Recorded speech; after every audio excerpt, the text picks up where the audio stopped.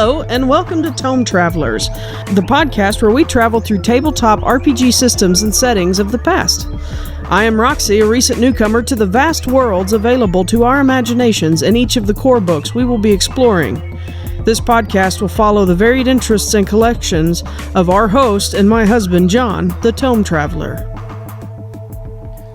Okay, this week, this is kind of our episode 0, guys. I am Roxy, as I said, and this is my husband, John. Hey, guys. How y'all doing? We want to just take a moment and kind of tell you a little bit about ourselves and what you can expect from this podcast in the future. My name is, I've already said my name. Yeah, you have. Cut out that part, but you can fix that in post, right? Absolutely. But I'm new to gaming in the grand scheme of things. I have only come to RPGs in the last couple years. My first session was played in November of 2015, or maybe October, so we're coming right up on my 2-year anniversary of playing my first game, which was a Pathfinder game that John introduced to myself and my cousin Amanda and her boyfriend David and Amanda's son Levi to just kind of get him interested in things. He was asking questions about Dungeons and Dragons, and I knew nothing. And John and I had been dating for a few months, and he's been in it forever, which he'll tell you more about that. A lot of the stuff that we're going to be talking about in this podcast is really going to be new to me as well. And hopefully it'll be new to some of you, and hopefully it won't be new to all of you that, some of this is,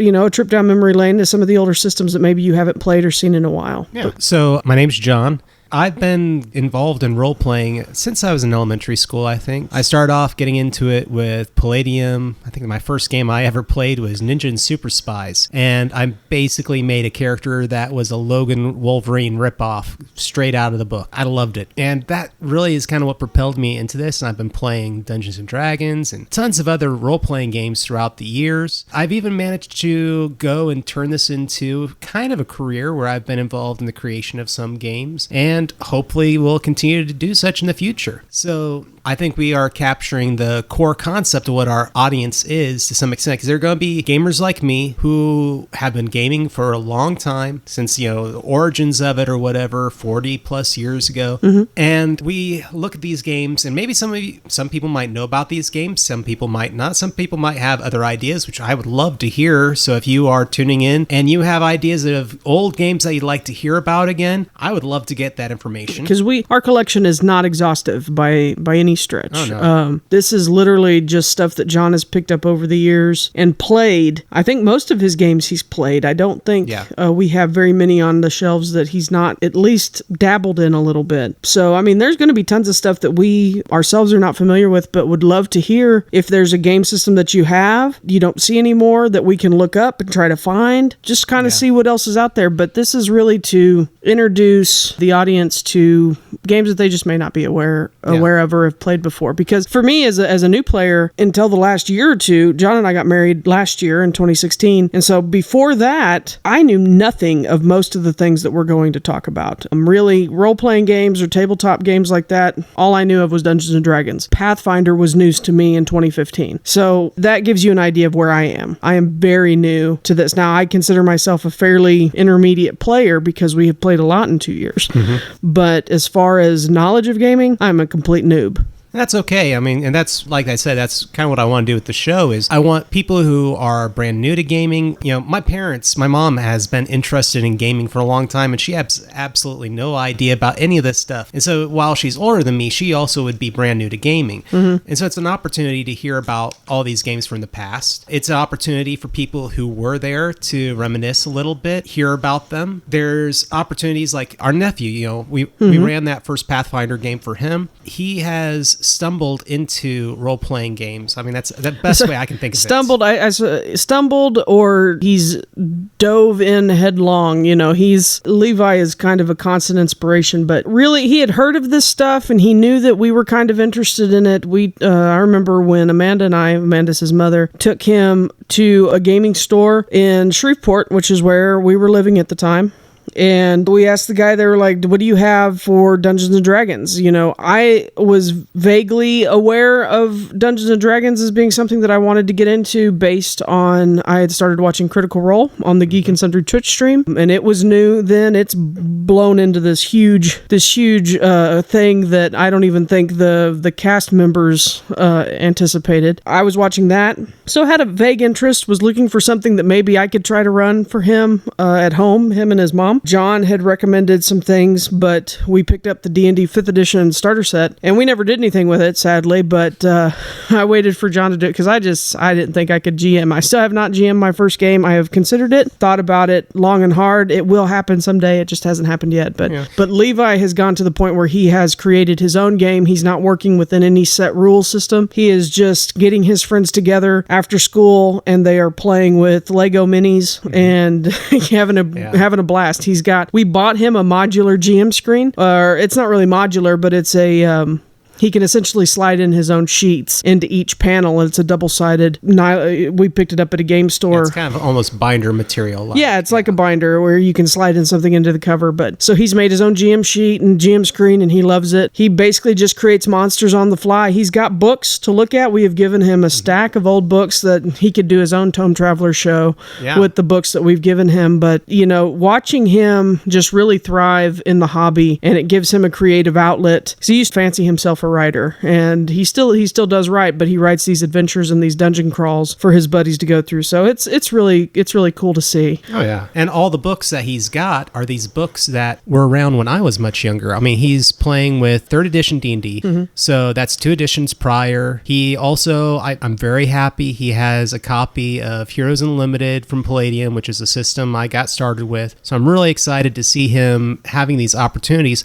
But to him, these are not old games. This is brand new to him. It doesn't matter when it came out or any of these things. It's about opportunity to play these things, and he is just having a blast. And so this is one of those things where I think the younger generation is seeing games coming back from my generation to some extent. Because like Torg came out this year on Kickstarter. It is one of the best Kickstarters of the year for 2017 as far as funding goes. And it is being put out by Ulysses Spiel. Torg was a game, it is kind of a very niche game as far as title and everything goes. And a lot of people were unaware of it, but nostalgia and just this dream and hope to get their hands on something new, it really exploded, and a whole new game audience is getting to know it. And I think that is amazing. I think it's one of the best parts about this time is we're on kind of almost a renaissance for gaming as far as board games and tabletop, pen and paper, RPGs. This is awesome to me. And I think it's an opportunity for people to get around with their friends again and enjoy themselves. Yeah, and I was going to say, when you mentioned Torg, I think something came out at Free RPG Day. I think they were handing out some Torg materials. So there's a lot of people that may not necessarily pick up a game that they have to pay for, but if they can get a little taste of it from Free RPG Day. So what we're going to do is we're going to bring back these old books. That's why we're kind of going with the name of the show, Tome Traveler. These are usually books that have been out of print, or they are an iteration of a game that is not the current style or the current way that game is being published these days. For instance, we do have a Warhammer fantasy role-playing is in our stack here, but most people know Warhammer as the miniature-based war game. And so it is a different system than what we have in the book. But that stuff is still available in one form or another. In fact, Warhammer, I believe, is on a Humble Bundle right now. Yeah, it is right now. And they're about to put out, I think it's going to be from Cubicle 7 Games. So awesome for them. I'm really happy. I'm excited to see where it goes. I think it will be interesting to see if it goes back to its roots, because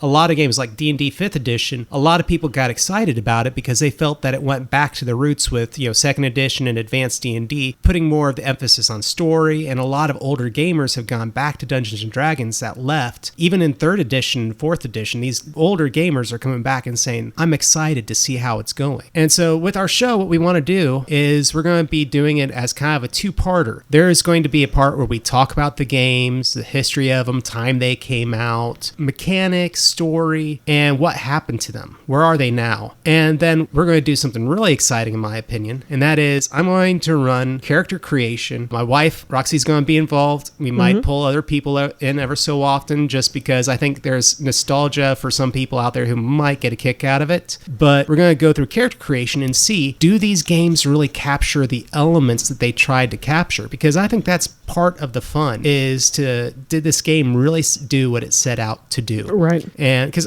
honestly, I think that most of the games I have did. I would not have invested in them if I didn't. But the question is, do other people want to invest in them here and now at this point? Sounds good. So that's our goal with the show. And of course, my wife and I both operate a blog and a web presence online that's called Passionerdly. You can find us at passionerdly.com or on Instagram or Facebook, as well as Twitter and Tumblr. You can find us out there pretty much as Passionerdly. You're also online as... I'm at Rooworks and that is ROOWERKS on both Twitter and Instagram. Passionerdly.com, just a side note, needs a lot of work and updating. So we've been cultivating our social media presence, and the website has kind of gone by the wayside, but that is going to change as we get into the podcasting and things like that. But yeah, that is how you can find us easily online. And also with our episode 0 show, we definitely want to give a big shout out to Matt Quiet over at Nerds Domain. Yes. We had the opportunity to sit down with them at Gen Con 50 and talk about podcasting and ideas and where things are going. We've got kind of a partnership going on with them. So really cool, really excited. And then we just want to say thank you so much to him for all the information he gave. Yeah, lots of help, Absolutely. Lots of tips and tricks. We went to all their panels while we were at Gen Con, and we learned